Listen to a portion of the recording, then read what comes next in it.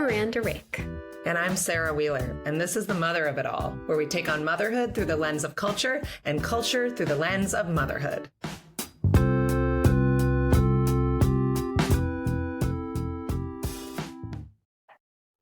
Hello, Sarah. Good morning. Are you proud of me? I woke up. I'm so proud of you. I got into my desk by 8:30. That's amazing. I did as well. Yeah, but I feel like you have a better relationship to the mornings than I do. No, my husband is the morning captain, you will recall, but Well, your kids get up earlier. Am I wrong? Yeah, school starts at 7:55 for my older, but my daughter is still in there eating breakfast. And I was going to say that when I left, my husband was waking her up, and his new way of doing it, he's so much better at it than I am. Lit cigarette. No. He plays the song from Beauty and the Beast that's like, good day, hello, Yeah, bonjour. Yes. No, now I'm doing Sound of Music. Or no, something. I think that's the one. The one where she's walking through the town and all the, and like that she goes, oh, isn't this amazing? Mm-hmm. Okay. And sorry, that's it's how not he for wakes me. her. It's for This a is like, 4-year-old. he's so magical and fun, and like he thinks of these kinds of ways to wake them up, and I'm just like, it's time to get up, and then they don't do it, and then I'm like, no, you have to get up. I don't know what else to do. And then wow, my mom used to sing a song to me in the morning. It didn't work. I think maybe I stereotype you as a morning person because you are always just like cleaner than I am. I'm like type A. And there's fewer things in your home, but those things don't necessarily go together. I think I'm making assumptions. I made an ass out of you of me, and I apologize, as my 8th grade history teacher used to say. Well, I could go deeper, but I want to share our big announcement. Oh yeah, we're getting married. We are finally leaving husbands for each other. Yes. I do want to do that someday. Like, okay. I have some friends, like, I have some friends where we have a plan. I don't, what's hard is like, will we ever be able to retire? But at some point, I don't know, 60s, 70s, we all leave our partners and we live in like co-housing together. Yeah, I feel like there is, like, when I look into the future of being maybe 70s, 80s, like I see myself sitting on the porch with like my best friend. Yeah. And definitely. I don't care what else is happening. I mean, David can be there, but I don't mind if he's there. You can come too. Just kind of stay out of the frame. I wish everyone happiness. It's not a negative image. Like, it's not an image that relies on other people being out of the picture or hurt or something. It's a positive one of like, I just want to be holding hands. I want to be like between my two sisters, holding hands. And then, there's some kind of refreshing drink for eternity. For sure. Yeah. Not sure what I'll be able to drink, when I'm that age, but. It could be like iced tea, although caffeine will probably be hard on our 7-year-old brains. Lemonade. Okay. It'll be lemonade.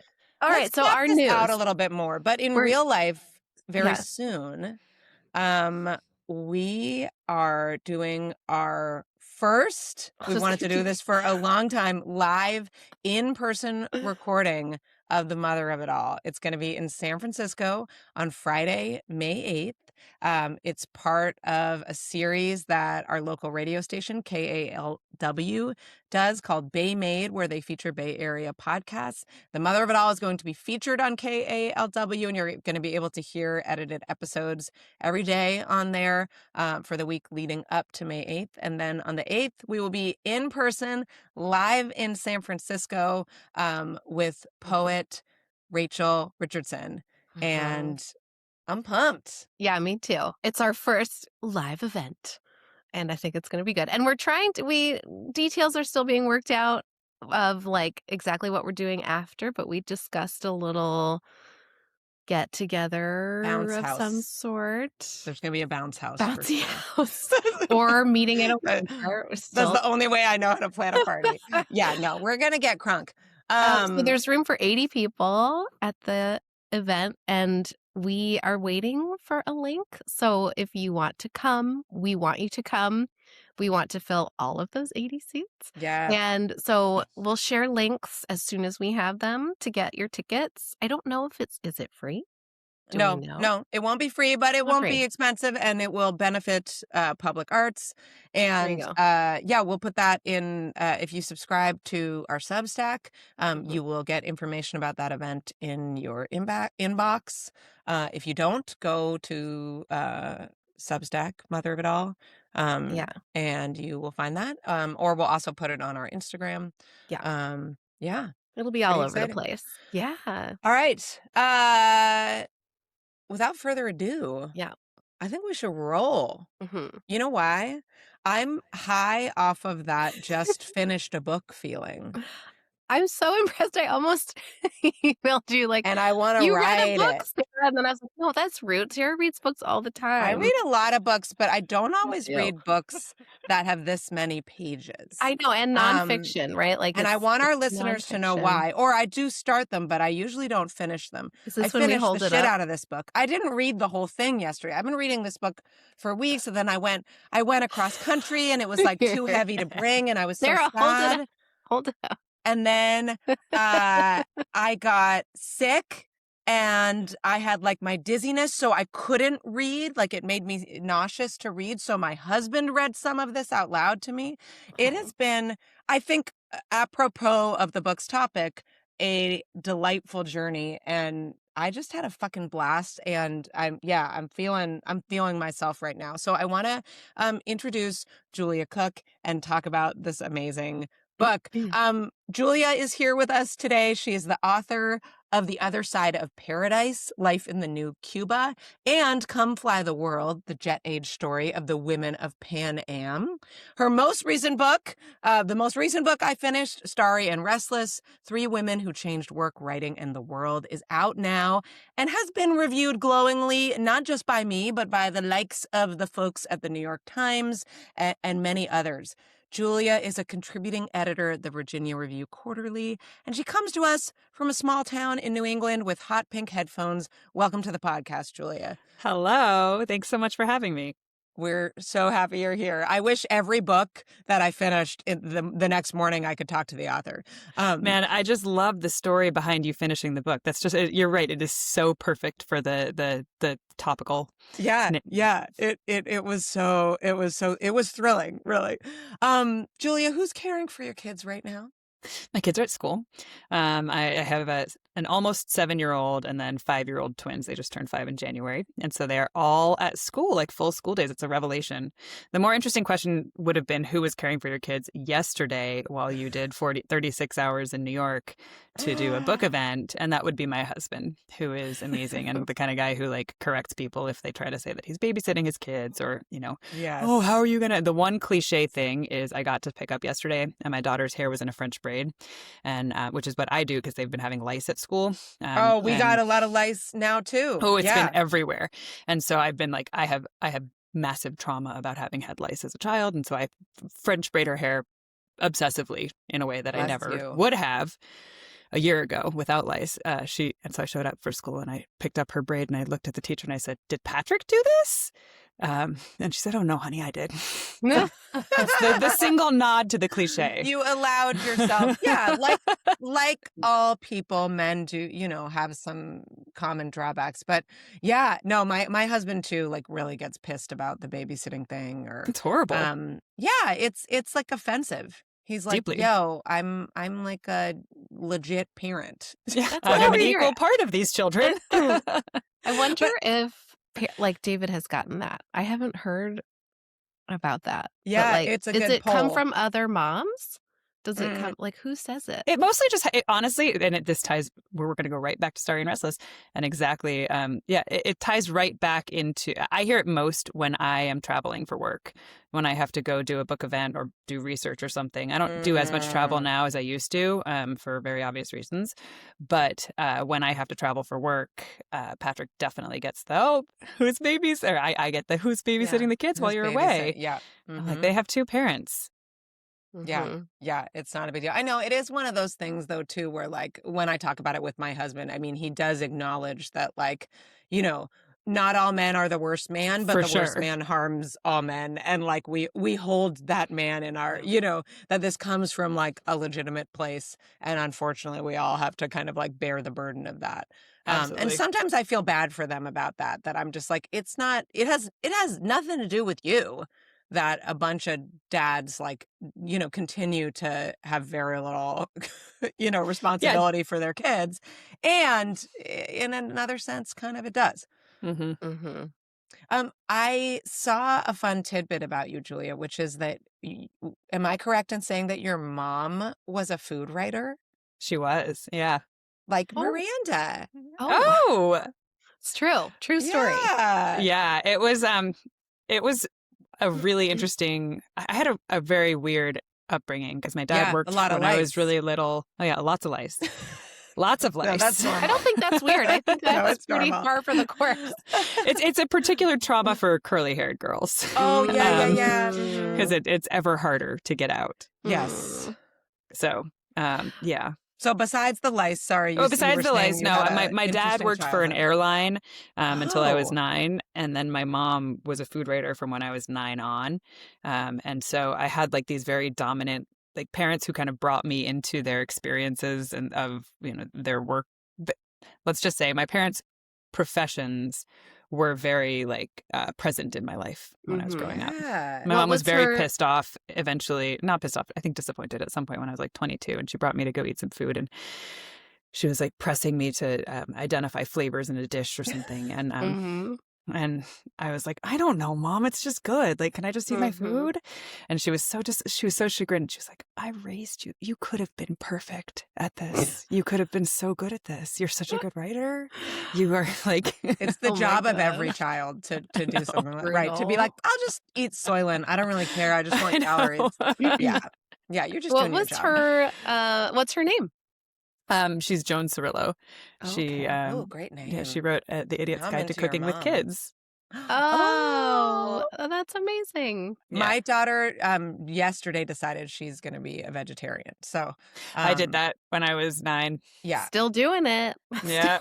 Oh, It's a yeah, good I move. forgot you were in our, like we talk about, like this book, woman heroes, or like, this woman broke the mold. I was trying to think of like other vegetarians, to inspire her because she's very on this trip. Okay, cool. we already have like a lot of threads Paul to pull McCartney? into talking about your book. Oh, you're so Brian right, Eno Miranda. has that whole. There you Have you read go. in Brian Eno's memoir? He talks about how difficult it is once you have children to justify the eating of animals to children. That like when your kids are challenging you to explain, like, why do we do this? It's like a lot of things. Yeah. Well, and it's like interesting. I find that that's climate. not. Yeah, and I find that living in the country, like my kids have a very different relationship to eating animals than I did. Because we're amid farms. They actively, they get the eggs from chickens. Yeah. And they have relationships with the farmers who grow the vegetables, who care for the cows, whatever. And so it feels less fraught to them in a way. But that's interesting. It's complicated. I mean, we still eat cheese, way. and I haven't totally explained that to the children yet, like how they get the cheese and You how haven't many had the animals cheese are talk? killed to make the cheese. But we're imperfect, but we're doing That's our best. hilarious. Well, even in a city, my daughter said she's like, I'm friends with Henrik's chickens, her friend's chickens, and so I just can't justify it. We'll tell her she's Julia, in good company. Okay, your book, this wonderful book, tells the true story of 3 women journalists working in and around the Second World War. And thank you, by the way, for writing the first book that I was interested in about a war. Amazing. And also I love to hear that. I love it. That's like the meta of this book, that it's like you also, in talking about how they wrote differently, you also managed to write a book that I give a shit about World War II. I was like, oh my God, maybe war is interesting. So, ostensibly this book is about the impact that, these women had on the way we think, read, and write about world affairs. But it's also a story about how these women navigated their relationships to work, to art, to adventure, and intellectualism within the confines of society's expectations of women. Notice I don't say within being a woman, right? That shouldn't be a conflict, but within the conflict of, the gaze of other people on women, right? Like what we expect of daughters, wives, and mothers. So tell us a little bit about these three women, Mickey, Martha, and Rebecca, and what makes them so interesting to you. Yeah. So the three, Mickey, Martha, and Rebecca. Rebecca West was a British novelist, critic, and reporter. She was a socialist suffragette in her youth. She became most famous professionally for her hybrid travel work on Yugoslavia called Black Lemon, Grey Falcon, and then her reporting on post-war trials at Nuremberg and elsewhere for The New Yorker. She was also really famous. One of the quotes about her that is kind of appalling is that she's in some circles most famous for being like a bit player in the British literati soap opera of romance and love, because she was H.G. Wells's mistress for a decade and had a baby with him out of wedlock, and it was a whole big scandal. And then but her work really it's tragic that some people remember her primarily for that fact, and not her incredible work. She was on the cover of Time magazine. President Truman gave her an award and called her the world's best reporter. So she was not an unlauded writer. Then there's Emily She's Mickey a dame. Hahn. She's a dame. Yeah, no, Yeah. she was wildly famous. And as all of them were, which was for me a revelation. Like I had no idea of the degree of their fame, and it makes it ever more appalling. It's been just kind of subsumed, right? It's just been kind of like, under the stories of the men who claimed the innovations that these women it was not a new story, right? But to me, the revelation was like the degree to which they were famous in their era. So that's Rebecca West. Then there's Emily Mickey Hahn. She is a contrarian from St. Louis. She did lots of fascinating things in her life just because people said she shouldn't or couldn't. She was the New Yorker's China Coast correspondent from 1937 to 1941. She is best known for her memoir of her years in China, which is called China to Me. She stayed in Hong Kong under Japanese occupation in order to keep her baby daddy alive. He was the head of the British intelligence services in Hong Kong, and he was wounded in the Battle of Hong Kong, and then kept as a POW in the camp. And so she chose not to be repatriated with the rest of the Americans. I mean, her life is like a huge morass. I can just go. It's fascinating. By morass, I mean like it is one hit after another. It's just at every turn she's doing something wild and incredible and unexpected and daring. And so that was, for me, my primary challenge as a writer was imposing a sense of hierarchy to those really wild and fascinating things that she was doing. So that's Mickey.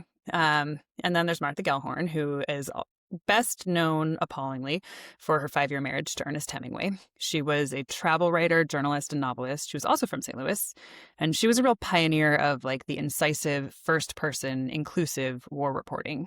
There's a reason why this is like the first book that you've been into about World War II, which I love to hear. And it's because like these women brought a totally different vision to what war was, right? Like men reporters largely saw war as a matter of soldiers and munitions and troop movements and like kind of the official story. And these women in particular, and Martha in super particular, really, got to a war and were like, okay, but like, how are people eating? And, when they sleep at night, how does that happen?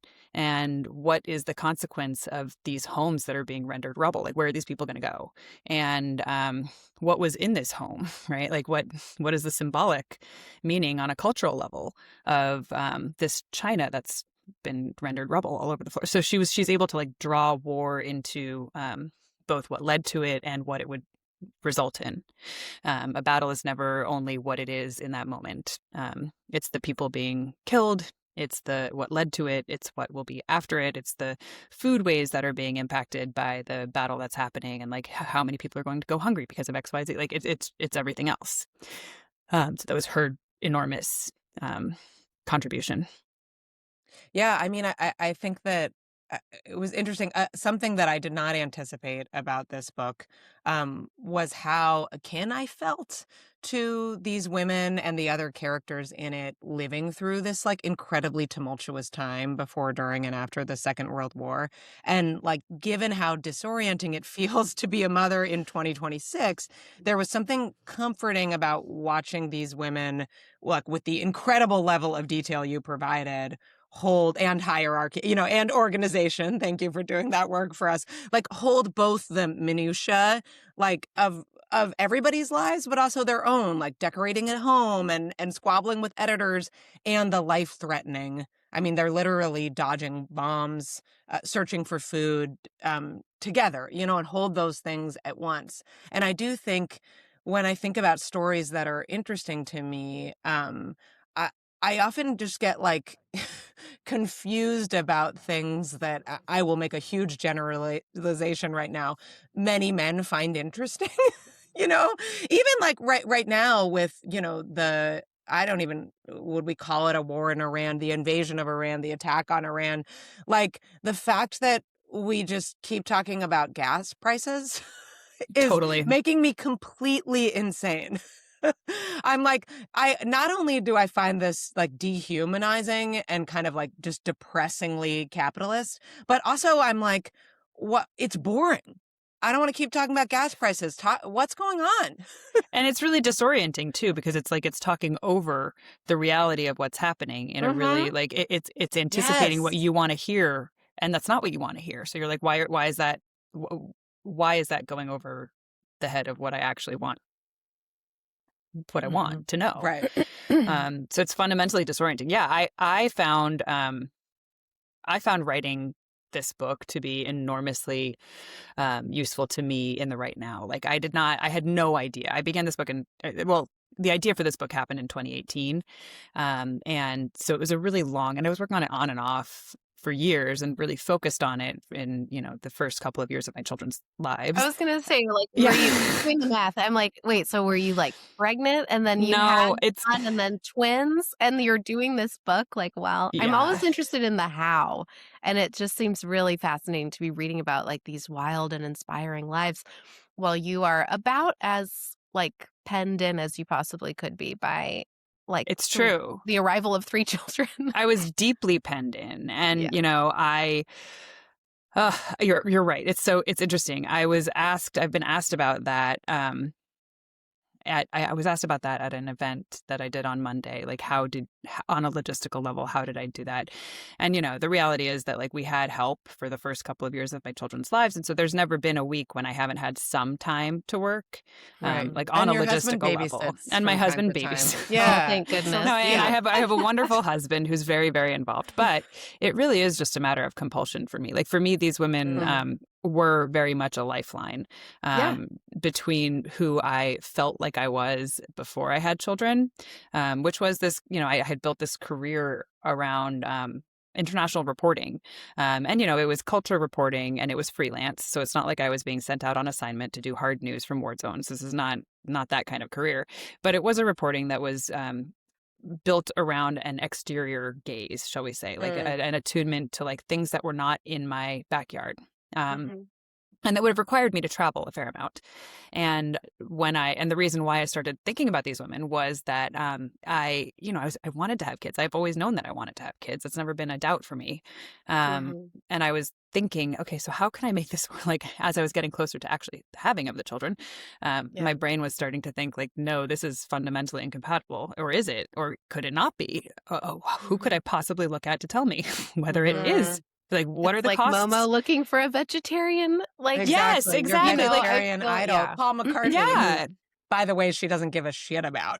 Well, and to me, but Miranda Rake, she cares about. I'll try to think of a cool vegetarian. Yeah. Well, and there are reasons why that would be, right? Like Paul McCartney's life can tell her very little about her own, right? Yeah. Like, and Miranda's life might be able to tell her something about her own. That's so true. And so, that's wise. how I felt when I discovered, like, I wrote a book review for VQR, Virginia Quarterly Review, that kind of initially put Martha Gellhorn and Rebecca West in conversation with each other in my mind. And I realized that they had been engaged in the same kind of, like, global literary journalism and kind of that exterior gaze, the always Mhm. wanting to go to someplace else to write something interesting, Yeah. which was what I felt. And so that sent me into the archives and into like the, you know, the history books and the anthologies to kind of think about who else was there. And I was floored, just completely floored, to find out that there actually had been this enormous cohort of women heading out into the world in the 20s and 30s Mhm. to report on it. Like so many that if you go onto the Harper's website, this is just one example, but if you go onto the Harper's website, they have archives. And if you literally look at any year, like in the late 20s or early 30s, any issue is probably going to have one essay or reported piece or personal essay article by a woman from someplace far away. These Mhm. women were just Mm. heading out there, buying tickets, and you know, largely it was women of some kind of privilege, Yeah. some amount of means. But sometimes, you know, diplomats' wives were starting to write, Mm. and you know, it wasn't always the privileged or the white. There's Juanita Harrison who jumped on the Starry and Restless is populated. It focuses on these three women who were really like the best at what they did, and did an incredible uh, canon shifting, like paradigm shifting amount of work. But Mhm. all around them, there were tons and tons of like, I don't want to call them minor figures because that's not what they are. I don't want to classify them like that. They're fascinating in their own right. But just women who were like out there doing similar things, lifting that work into the public eye Mhm. um, Yeah, with just their own that writing. naming is wild and impactful. I mean, I I don't doubt that you were amazed to kind of do this research and find this. And it's powerful and it's also kind of sad, right? It's like Horrifying. depressing. It's depressing to be like the story that we've been told is like now women can do anything, but like before they couldn't, and like so history kind of just belongs to men. And anytime that we kind of identify a woman or a person of color from history, we're kind of like doing affirmative action, right? We're like stretching a little bit to be like, well, the great Totally. people were the white men, but like, look, this They person, also did it. they also did it, right? It's kind of Exactly. and it makes me think of that kind of tired and false hiring argument about like, well, we would hire more women if there were more qualified applicants, or we would hire more people of color if there were more qualified applicants. And it's like, no, you're just not looking for them. Like that exists. Like black talent exists, women's talent existed. And not only did it exist, but I think the creepiest part is it was actually in the culture. It Like was, somebody from that time did know who that was, and it was intentionally erased or relegated. for my book launch, the launch of this book was with Jeff Charlotte, who's a wonderful creative nonfiction writer and journalist, and he really, I think, hit the nose on the head. And like his way of framing it was that men in that era in particular were often writing toward what they believed or hoped, or what other people were telling them was, or what they hoped would be. Hmm. And men and women, in contrast, in that era, were often writing about what their bodies were experiencing, right? Like what people needed, what they were seeing on the ground in these different Yeah. places, because they had to get there in order to be like the best way to get a byline in a magazine was to go someplace on your own dime and send a story back, right? And so once they'd gotten there, they saw what was happening, right? And they were like, because they were denied access to these official briefing Right, rooms, right. they had to find a different kind of story. And in finding Mm-hmm. that story, they often found what was, not what they hoped would be, not what they believed might be happening, and not what Right. other men were telling them was happening. And Right. then Or the silly story that's kind of happening on the front lines. Like what I think Martha exactly, Gellhorn describes it as, it looks like college kids, at a totally. frat party or something. And then Um, when and this is what's essential that I think Jeff pointed out, that I think is really important, that like that then when they did get it right, the subsequent generations of men would then go back and blame that rightness, that kind of sense of destabilization that comes from the women getting it right, the men getting it wrong, on the very gendered position that had in fact allowed them to see much more. like It's This just a is women's story. It's a woman's They were just story. covering the women's Mm. angle, Mm-hmm, you mm-hmm. know? And we can dismiss it. Yeah, Exactly. I want to talk a little bit about motherhood and these women. I will give a bit of a spoiler, which is that they do all become mothers. I mean, that it was a twist to me, but I think if you're listening to this podcast, you got to know. Probably Um, not. and I was surprised by how much of their ambivalence around motherhood felt highly contemporary. For example, I don't think we've moved much as a society in the last 100 years around our judgment of women who spend weeks or even months away from their children for work or pleasure, like Martha Gellhorn did. So when you think about modern motherhood, what in these stories feels most alive to you? Mm. To me, the aliveness of their stories really lives in their embrace of certain aspects of the role of motherhood and really their surprise at or resentment toward or resistance against other aspects of the role, some of which I think is perennial. There are always going to be aspects of motherhood, which is such an all-encompassing thing. And also, it is both at the same time so all-encompassing and also so gendered and fraught and with all of these societal impositions of what should be, which does not have to be, right? So like both of these things are happening at the same time. Right. There's kind of like the pure natural experience. I don't mean like Yeah. I don't mean like breastfeeding and No. attachment parenting. I mean like the thing that would happen anywhere. And then there's the cocoon of society around Exactly. it. It can be hard to tease apart. Yeah. Yeah. And I think that what felt really fresh and fascinating to me about their experiences of motherhood was how willing they were to interrogate that, to accept the former and that sense of devotion, and how verbal they were about that. Like they all wrote really beautifully about their devotion to their children. Yeah. Yeah. And at the same time, they all had really complicated relationships with their children at different periods of their children's lives because they were choosing other things over motherhood. Right. And they were considered in some circles bad mothers. And even For in sure. Rebecca West's case, I mean, her son basically published a novelized version of his childhood that the headline was she was a bad horrible, mom, horrible, right? horrible. Yeah. Yeah. Just like Yeah. yeah, and it's interesting because I feel like for me personally, writing about them really let me accept my devotion to my children in a way that I had not, that I think I needed help to do that.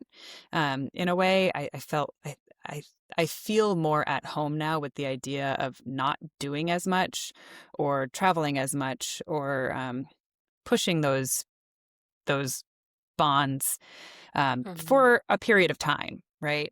That Why is that, Julia? What about their stories made you feel like you could accept that more?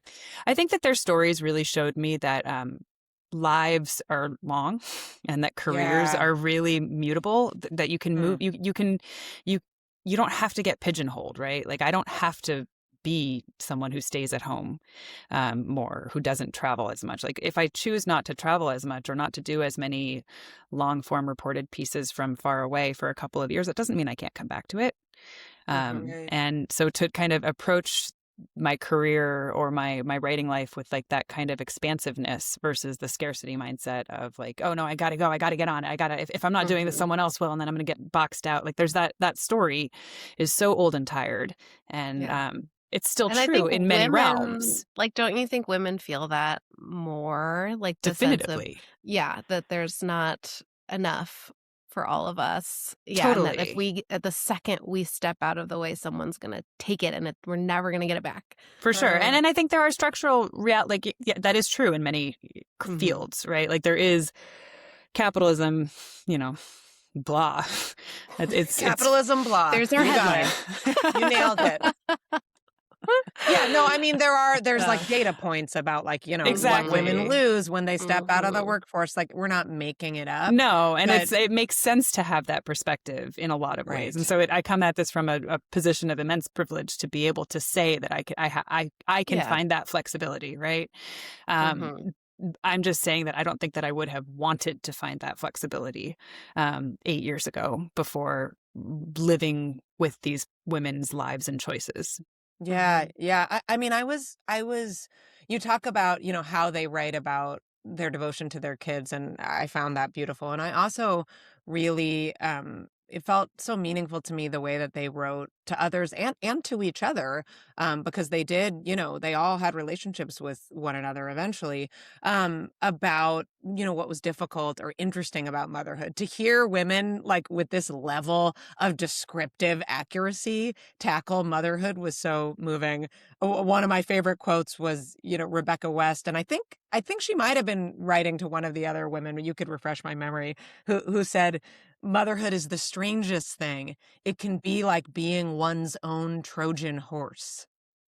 It was not to any of the women in the book, but it was to another woman who also had children. And, all of them, they were really Mm. straining to find those relationships of that might reflect their own interpretation of motherhood back to them. And interestingly, I think Rebecca West and Mickey Hahn were able to find that with each other, really only with each other. And Rebecca West had it to some extent with Dorothy Thompson, who's another whatever.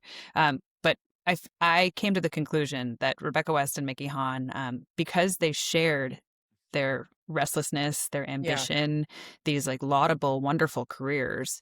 I didn't dwell on. I talked about how famous Rebecca West was, but Mickey Hahn was also wildly famous. yeah, Her memoir of China sold almost 700,000 copies. There were spreads about her in Life magazine. Like she was insanely famous. So these two women who were contending with like a public legacy, and they were in demand writers. They had deadlines to meet. They also were the primary wage earners for their families. yeah. And so they could talk about being mothers with each other in a way that very, very few women could when they would refer to an experience that they had with their children. Only they could understand it, really, Right, which right. I found really, really compelling. Yeah, it seemed to be, they had some of them had some relationships with other women that part of why they deteriorated was that kind of gap between their experience of motherhood, with them and their friends. And, to a much lesser extent, I can relate to that, and some of that, Miranda and I talk a lot about kind of how we misplace our shame and self-judgment around our own motherhood on other women. And I think some of that can come out, right? That like the way that other women mother that we've decided is better or different than us can feel like an attack, uncomfortable, and an Mm-hmm. attack on ourselves, and something we want to move away from. And there's something very real about like, uh, I just, it's hard to relate to other mothers who aren't itching to move to another country, It is. Yeah, or who don't have this relationship to work and craft. And I did think a lot about this theme of kind of physical escape and reinvention and rediscovery. I mean, you mentioned it a little bit in your own experience of early motherhood. But I relate to it deeply as a person. I've written about it. Like I wrote a piece for The Cut a couple years ago, about kind of moms trying to find bigger ways to, be unbridled. And it was Mm. really interesting to hear people's stories about that. I was wondering if you had thoughts about, why we're not all going to be international journalists, though I would love to. I read this book and was like, please let me have another life. But why do we relegate mothers to like spa vacations when what they really need is maybe like a month living in, Shanghai with a pet gibbon like Mickey Hunt? Okay. So I'm so glad that you raised this, and it kind of sends me. Two I'm gonna go a gibbons, little excuse bit. me. Yeah, exactly. Don't forget the other one. But I only know the name of one of them anyway. It was Mr. Mills. But anyway, the point. I'm gonna go on like a bit of a tangent here because researching this book, at first the restlessness thread was much more prominent at the beginning of writing it, and the book kind of became much more about motherhood over the course of me becoming a mother. Like, I had Mm. 3 babies in the span of 19 months. It was Jeez. bananas. It was really crazy for a while. When you say it like that. Yeah, it was not. It was not the the plan. And it's like the greatest blessing because I always wanted 3 kids, but I hated being pregnant. So, it's all worked out got 2 for fantastically. 1. I know, Yeah. it's wonderful. But it was really a paradigm shifting experience, of course. Yeah. And so the book, the Restlessness, the point is that I had done all of this research about female restlessness. That was the fundamental crux of this book when I sold it. Was it was 2 things. It was about new journalism and the notion that these women innovated in journalism in ways that they've never been given credit for. Okay, but it was also about restlessness and this idea that intellectual restlessness, not wanderlust as like we want to see it in women, right? That like, it's this emotional need. You need to go like get some time for yourself. Like mama needs a spa day. Yeah, exactly. Like eat, pray, love, blah, blah, blah. That no, it can be a really intellectual, ambitious, productive, community driven, I want to do something constructive for the world.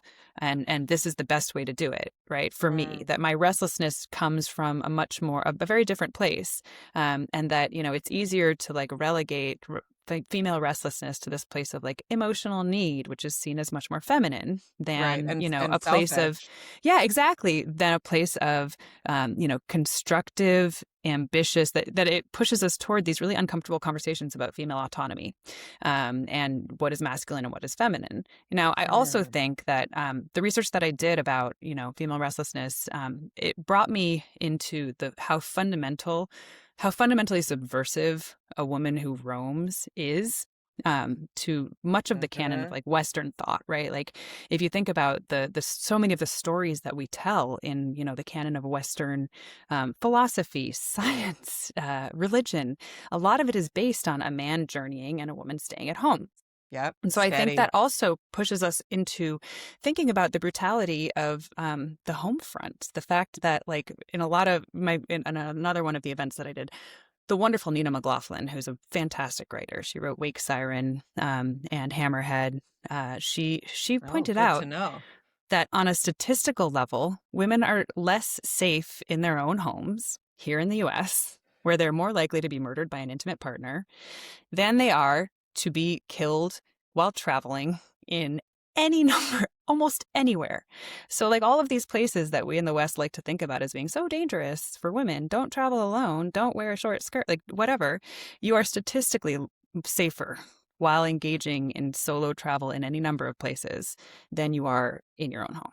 I don't know if that's like the most disturbing or the most like exciting thing. It's factoid. It's so destabilizing. It's destabilizing for like the big stories that undergird the way that women are expected to move and exist in American society in particular. And so that to me, I know this is like a huge roundabout way of answering. No, it's all connected. Not quite the question that you asked, but it gets there. Yeah. Yeah, right. And then if we kind of layer motherhood on there, I mean, it was so radical and uncomfortable, I think, to read the passages about like, some of these women like sending their kids to boarding school and going to Spain or whatever for 6 weeks. And it's not like they didn't have ambivalence about that. They had ambivalence about it. And you know what? Reading those passages is kind of what also made me feel so grateful for my husband, because like part of why I get to not make choices like that is that I have an equal partner, right? Right. Like I have a really hard time talking about this aspect of their lives, because I could never send my kid to a boarding school at age 3, which is what Rebecca West did. Yeah, and she regretted it. Like, and she also was like, "Yeah, that was probably not a good call." And also, and then there's the fact that World War I she was actively being bombed. Like there was the element of like physical safety that was very present in her mind, and so like it's easy to condemn sending your kid to boarding school at age 3, and it's easy for her to look back on that and say like I shouldn't have done that, which is true. But at the same time, like, there were bombs falling like outside her door. So it's not like that choice was an uncomplicated one. So it's hard for me. Like, I can't look at their choices and fall on like, yes, I would do that, or no, I wouldn't do that. Like, it's really hard for me to do that because there's so many conditions that are just profoundly unshared. But primary among them is that like I have a man in my life who is deeply domestically capable. And that just is a huge, none of them, not one of these women ever had anything resembling that. Yeah, yeah, yeah, and a lot of women don't. And like, I mean, certainly my version of that has given me I'm a huge, like, I get a lot out of travel, in on all levels, like emotionally, spiritually, intellectually. It's kind of like the thing that I live for, and that kind of gives me life. Like, if you stop me any day and are like, what, you get to do whatever you want for the next 3 days, it would be just like be around a major city by myself. I know for me, it's Um, like if someone's like, if I gave you this amount of money and a free week or like free time, something to do, what would you, I could not tell you what kind of clothes I would like to buy, but I yeah. could tell you exactly where I want to go. Yeah, I Like, do want to have the right I do want to have the right clothes for the occasion, but it's all part of it. It's all part of it. And I was thinking about this book that I've always wanted to read, well, since it came out, that Flanneuse, Am I saying mhm. Women Walk the City Mm. by Lauren Elkin. It at least, what I've seen about it kind of maps onto some of those themes. But yes, my partner being who he is means that I have done stuff like that, Mhm. and I could say, I got to get out of here, and I do, and I need 3 days in New York and go do that. Now the kind of the volume of that and the length of it that it kind of happens in this book, as well as kind of the intellectualism and Mhm. craft, like going somewhere and writing a book just sounds unbelievable, to It me. is, and it was, and like, yeah, no, I know it's amazing. Well, we've got to wrap up. I just cannot recommend this book enough. You've mentioned offline that people have been doing book clubs on it. Yes. Do you want to talk a little bit about that? Yeah, I love book clubs. I think that book clubs, I feel very strongly that these women, I was going to say this, that when we were talking about another topic but when Trump sent out those horrific tweets last week and about the global civilization, I like went on a huge, Yeah. I had a really hard time. And when I think about what lifted me out of it or what kept me, one foot in front of the other, it was frankly the details from this book, the, the constructive, the way that these women really brought caregiving and constructive action to movement through a time of enormous chaos. So I really think, Yeah. Well um, said. yeah, like I could not have foreseen where we would be right now when I was writing this book, but I'm so grateful to have these women very close to me in this current time. And my dream for it is that book clubs of women read it and understand and take their own details from it, right? Like I can say what speaks to me. I think all the time about Rebecca West's compote that she made, while and the way that she cared for the refugees that she housed at her Grand Country estate in England during World War II. That's fine. That's what speaks to me. Yeah. But there are Yeah. so many Me different too. details that are going to speak to different kinds of readers, and nothing in the world would please me more than book clubs adopting this book and figuring out what details speak to them. And yeah, if you do choose it for a book, reach out to me. I love for a book club. I love book clubs. I'm totally happy to zoom in, pop in to answer questions. Ooh, exciting. I Okay, and have my people. book club tonight, and so I'm gonna mention Oh, it. I which it's turn Yes. is it? it's a little bigger than we normally take on, but if we like stagger our meetings a little bit, You're usually just like hockey romance, purely pucking around. I mean, Um, literally like lengthwise. I And think we no, and let me tell you, this book was supposed to be so much shorter. I wanted it to be shorter. I like shorter books, and when I handed it into my editor, I had promised under 100,000 words, and this is like 120, and I was like, can you please cut 20,000 words out of this? And she was like, I don't want to though. yeah. Like No, I don't I want to. wouldn't either. And I usually think people go on too long. And no, I cannot stress what a like breeze of a read this is, and Well, how yeah. delightful. I mean, your writing is just really delightful. Thank you. Do you have any culture recommendations? Yeah, what are Yeah. you reading for our listeners? now? Yeah. What well, other? Okay, it's going to sound like inside baseball a little bit because the two books that I'm reading right now are books that my editor also is editing. So they're books that are forthcoming from FSG. Yeah, give us the But they're what I'm previews. reading right now. And they're so good. Megan O'Grady's, I don't know what happened there. Were there balloons? For anybody who's not seeing the video, multicolored balloons just flew through Julia's screen. I don't know why. About forthcoming I think I must have done like a hand gesture. I'm constantly talking with my hands. Sorry. Now I'm like, that has never how do I happened make on the show. I don't know how to do it, and I use a lot of hand gestures. So something magical is happening. I know, right? Yeah, tell us about pointing? Tell us the books. The books are Megan O'Grady's forthcoming book. It's out, I think, a week from Tuesday. No, this coming Tuesday. So it'll be out by the time this airs, probably. It's called How It Feels to Be Alive. It's a series. It's an examination, a series of interlocking kind of examinations about art in life. It's beautiful. It's really wonderfully done. And it's like, yeah. And then the other book is Queen Mab. It's not out until August, by Emily McBride. And it's a book about a woman who is a Victorianist. She's a PhD student. She's 23. She gets pregnant, has a baby, and becomes convinced that her baby is a changeling and has been stolen by the fairies at birth. And so it's a story of, essentially postpartum psychosis, but it's not dire in the way that so many of these stories that are about the postpartum experience and like a woman having a hard time. Like it's just like the newborn phase. It's so dark and gritty and dire, and like you're isolated, and it's and it's not like that at all. I'm not gonna go more into it because that would give away something.